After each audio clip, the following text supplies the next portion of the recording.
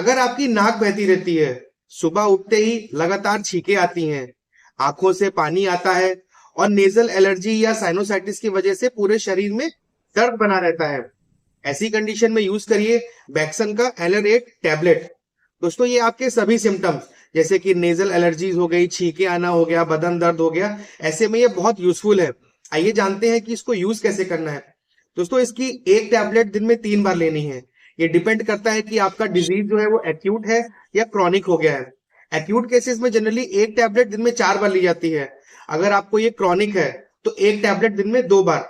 Thank you.